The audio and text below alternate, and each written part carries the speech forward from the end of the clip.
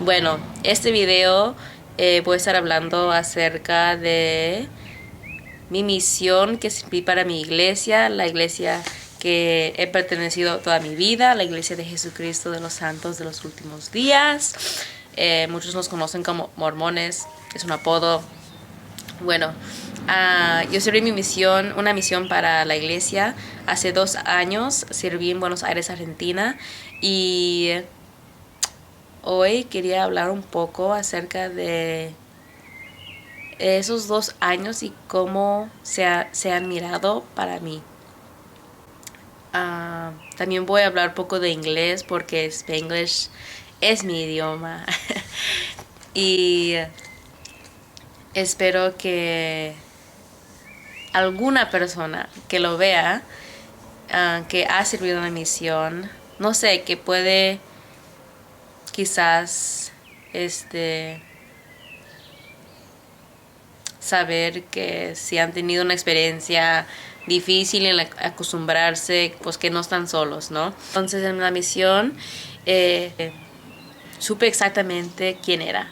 O sea, tenía una confianza y una seguridad de quién era yo, hija de Dios, lo que era mi propósito. Y estaba emocionada de regresar a mi casa sabiendo que ya era una persona diferente. You walk into the mission one person, you walk out another. At least you're supposed to, right? Like the mission's supposed to change you. And I felt like it really did. And so I was stoked to go back home. I had my goals. I knew exactly what I wanted to do. I knew what I was going to study. And then you have to ask yourself, what happens when all of that changes? What happens when you forget who you are? Like, how do you move forward? Because that's essentially what happened to me. Coming home was the hardest adjustment of my life. And I'm going to honestly say that it's taken me like 2 years for me to adjust being back home. I feel like there's a lot of pressure on missionaries, especially returned missionaries, to like stay on the covenant path and to go back to being normal also. Like, you go home, you give your welcome home talk, and then you start grinding on your goals. Go to school, work, get married. It's like it's kind of ingrained in your head, it feels like, for me. And so there's a lot of pressure to just not forget about your mission, but to like not talk about it after your welcome home talk, and then just to keep moving forward. Like, use everything you learned from the mission and apply it to your real life. Yeah, whoever said that was gonna be easy? No one said that was gonna be easy. So I felt like, okay, let's do this. Go to school and this and that. And then next thing you know, Satan hits me. Bam! You are not struggling after your mission. Bro, I can't be the only one. Satan has it out for me. For all of us who are trying to do good and trying to make a difference in this world, I swear. And so that's how I really felt like the past 2 years, especially all last year. I was depressed. All caps, bold, exclamation mark, depressed. Because, why? Because I couldn't remember, and I didn't believe, like, I wasn't convinced that I was doing something important anymore, and that whatever I did was worthwhile. Because, I just came home from my mission. Like, nothing is as important as a mission. And I also forgot who I was. Like, what do I mean by that? Okay, on the mission, I was so confident, knew exactly who I was, knew exactly what I was doing, and understood. I literally remembered, like, the awakening aha moment. Like, I was working out P-Day and thinking about my future and thinking, like, what am I going to do? And then I had a whole bunch of ideas. Like, I want to do a lot of things, okay? But I told my companion, I was like, this is amazing. Like, dude, I can do anything. I'm like, why? Because I'm a daughter of God, bro. Like, there's no limits to what I can do and what I can't do because God's by my side. Like, doesn't matter if I suck at chemistry or science. Like, if I work hard, God's gonna bless me. You know, and so I can just remember. I remember I was doing curtsy lunges when I was doing curtsy lunges in my G's. Okay, I was in Las Eras, and I remember I was like, dude, like, yes, anything. And I was like trying to convince her. I was like, you can do anything too. And I'm like, don't set limits. Like, the limits are in your mind. And so this is who I was on my mission. Like, I just had this confidence and this belief that I can do anything because I have God by my side. Okay, well, when I get home, that confidence tanks. And not all at once, obviously, but my thoughts. Like, I keep feeding these negative thoughts and these doubts and these fears. And so naturally what happens, like, naturally that confidence starts diminishing. And that's what happened to me. And everything, like, just became, like, scary. Like, I had no confidence in myself. And although, like, I read my scriptures, I went to the temple, I went to church, like, I had callings, my confidence and trust in the Lord wasn't there either. Or at least it wasn't the same as the mission. And that hurt because I kept comparing myself to who I was on the mission. I'm like, dude, freaking Hermana Mexicanos would never, like, think these thoughts, and she would never believe them if she did, and she wouldn't be struggling with this, and she would be doing this and this and that. And so thinking about who I was on the mission and who I was in actually right now, that really hurt me because I was like, I don't understand why I can't be her. And I would just cry. And I have really high expectations for myself, like ridiculous expectations. Like, it's embarrassing because the Lord doesn't even have them that high. But anyways, like, I'm trying to solve cancer and trying to be the president. I'm trying to be POTUS. I'm trying to be freaking mayor, trying to be ambassador of UNICEF. Like, I'm trying to do everything, okay? And so anything I did, it just felt like it wasn't enough. And I started to believe it. Of course, you start thinking things and you start believing them, and really sad how we can believe these negative thoughts so easily. And we think it's our thoughts, and it's not. It's Satan. But he's so, I'm not going to say smart, but he knows exactly how, he's so slick and sly. Thank you. Slick and sly in getting us to think that there are thoughts and they're coming from us, and they're not. And so it's really hard. I mean, how can you move forward? How can you move forward, like, with faith and confidence in yourself and God if you don't believe that you are a loved daughter of God and that you can do anything with God by your side? Like, how do you live if you don't have that testimony and you don't have that confidence? I don't know. Like, I genuinely don't know because I felt like I couldn't. How did that affect me? Okay. I started going to school because I wanted to study naturopathic medicine. It just felt right. Felt like it was a good thing. And then it just didn't feel right anymore. And so I'm like, I'm going to take a break. And fear started coming into my mind. I was like, well, okay, if I'm not a missionary, what's the biggest, like... I didn't think this at first when I wanted to study this, but then it started to become a thought. I'm like, okay, if I'm not a missionary, I'm not doing the most important thing anymore. Like, what's a career that is, like, almost as noble as being a missionary? I convinced myself. I was like, yeah, there's, like, absolutely nothing that would be worthwhile. Like, nothing would be enough. I went back to school, and I was in it.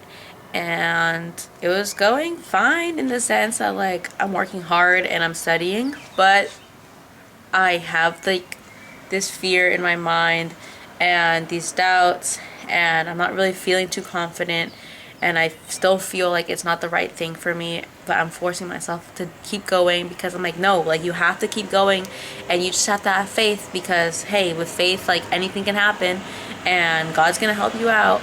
And so it was like half truths, And I was just convincing myself. And yeah, that didn't end well because I literally was having like so much anxiety and so much fear. Like I couldn't even make a decision for myself. Like, and not even about school, but like about anything. I couldn't make decisions. The fear and lack of confidence in myself and in God truly affected me in such a negative way. And now I'm grateful for it because now I'm in a better mindset. Now I see things differently. Now I see things more clearly. But all last year, I couldn't see it that way. And it was so hard.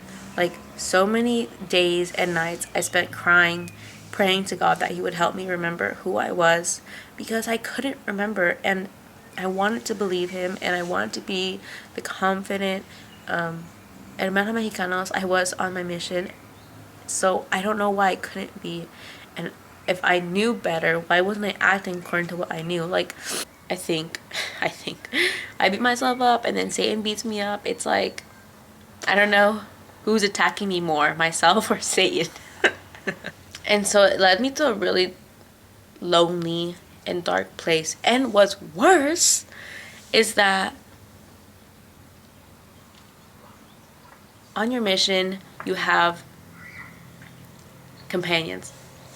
And you learn to love them. And, hey, sometimes it can be really hard. Sometimes you can't even love them. You just respect them. But I felt like I loved them. When you go home from your mission, you want to keep these relationships with your companions. And I honestly feel like out of all those 13 companions I had, I only have one friend. Only one friend. And it's not because I don't want to keep those relationships, but it feels like everyone else is just so focused on their own lives and what they're doing. And hey, it's understandable, but also it hurts so bad. Like that no one checks up on you and it's always you being like, hey, thinking about you, remembering like this memory, love you, miss you, like hope you're well. And it hurts really bad. And I kind of felt like that. And I still feel like that. I'm like, what happened? Like, we went through so many, like, hard moments together, like, spiritual moments together. It's like, bro, did you just forget about that? And so that was really hard, too, because I felt like I didn't have anyone to talk to. And I felt like I was the only one that was having a hard time adjusting. Like, I just felt really alone, and it's a terrible feeling.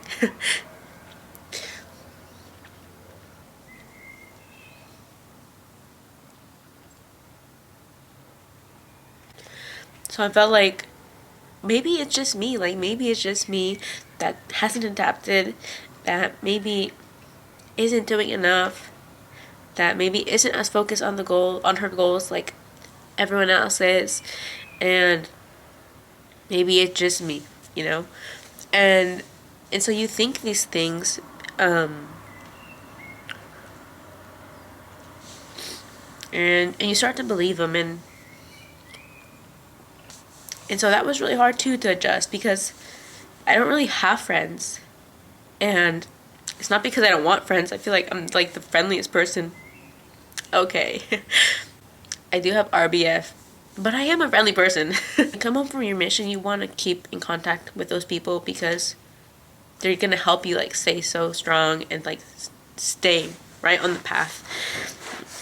And so when you don't have them, like, I guess I'm just used to being alone, so it's like, oh, it's okay, it's fine, like, it's just gonna be me and you, Lord. And so you just learn to rely on Him more, but we're not supposed to, you know?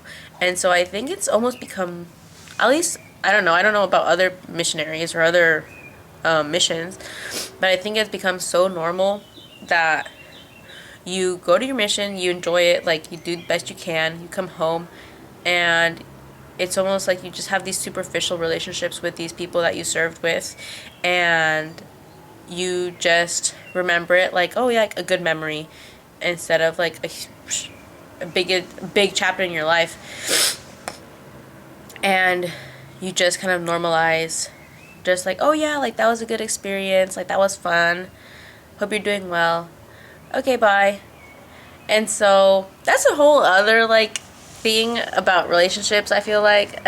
But especially for the mission, I feel like we know, like in the gospel, in the church, we understand things differently and we see things differently. So adjusting was also hard because I was doing it by myself. Like I didn't have anyone. Like when I ask people this, like, oh, like, do you miss your mission? Or like, oh, like, are you adjusting? And it's like, oh yeah, I'm adjusted. I'm like, girl, it's only been 2 weeks. What do you mean it's been adjusted? Like, how are you adjusted, you know? Felt like there's a lot of pressure to adjust, to just like be normal again. And I didn't know how to, like, how can you be normal after such a life-changing experience? I don't know. And I don't think we're supposed to. I think we might understand that wrong.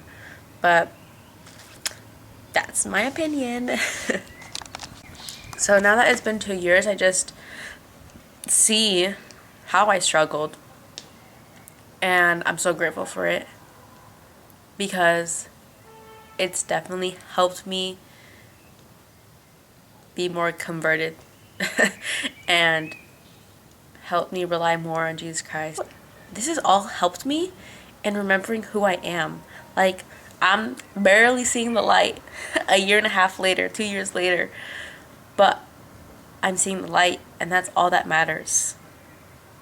And so all my plans that I made on my plan, so confident, walking into the airport, hugging my family, like that girl who I was, like, I applaud her because she was so confident and she's amazing. She knew exactly what she wanted.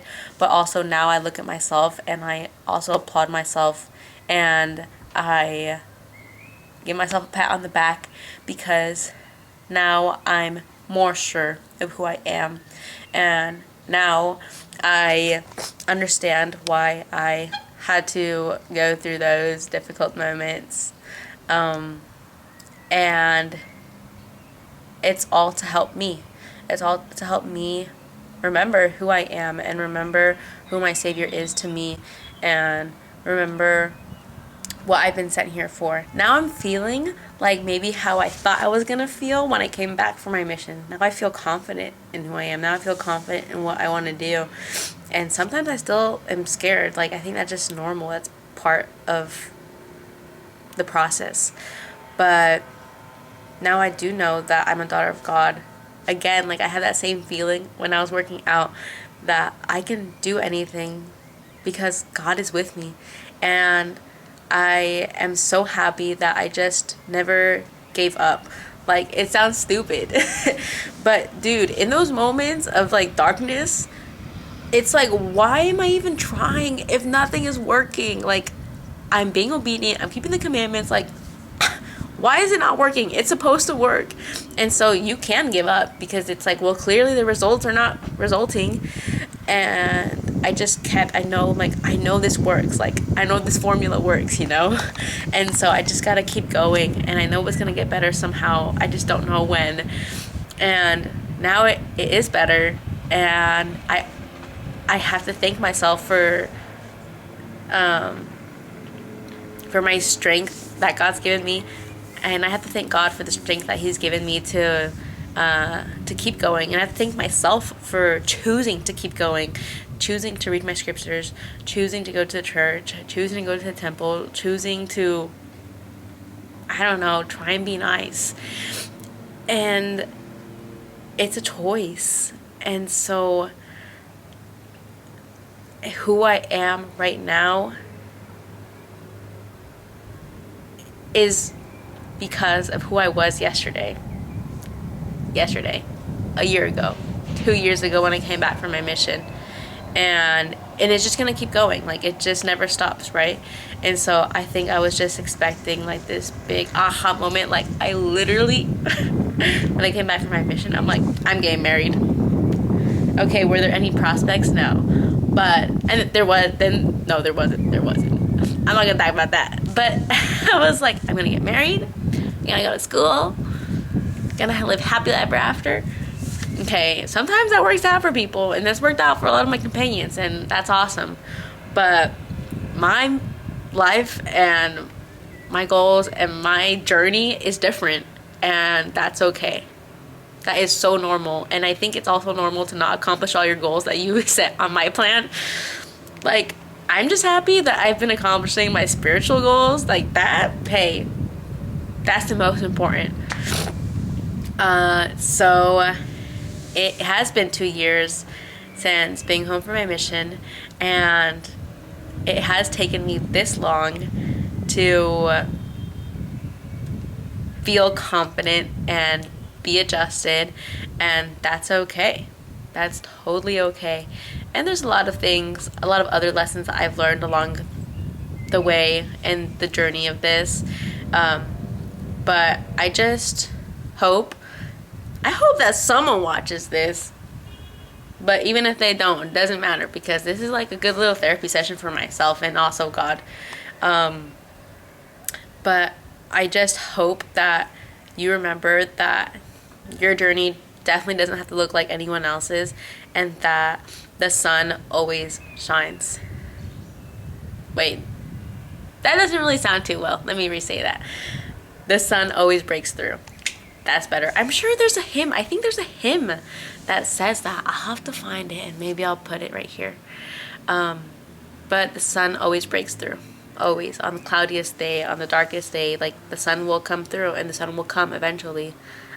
We just have to keep hoping. And we keep hoping in Jesus Christ, and we keep choosing Jesus Christ. And eventually that sunny day, those sunny days, they're going to come. And so if you're feeling alone, you're not alone. And everyone says that, and it's so annoying. But if you are feeling alone, maybe you can message me. And I will be there for you, even if you feel like there's no one else there for you. But more than anything, know that Jesus Christ is there for you always, and it feels, especially when you're alone, that not even He is next to you. It feels like that. At least I felt like that. But that is so far from the truth. And that's not your thought. Satan wants you to think that. So don't think that. And remember that you are loved by God, and that God has such a great plan for you, and that all the struggles and all the opposition you're facing is because, dude, you are the baddest warrior, and Satan wants to take you down. Dude, don't let him, bro, because you can stomp on his head. You can literally stomp on his head. We have God's promise. Si Dios conmigo, ¿quién contra mí? If God be with us, who can be against? Okay? So, this has been really enjoyable. I've enjoyed this a lot. And I think I've been talking for like 50 minutes, I swear. So I'm going to cut down this video and try and keep the most important parts. And forgive me for my jitter-jatter. Forgive me for my endless thoughts and circles. It just kind of goes like this. But just know that I love you, God loves you, and that better days are here and are coming. Okay, ciao from Italy. Yeah, guys, look. I'm sitting on this ledge in my bedroom. I'm here in Italy, and that's also going to be another story, because it's been amazing seeing God's hand.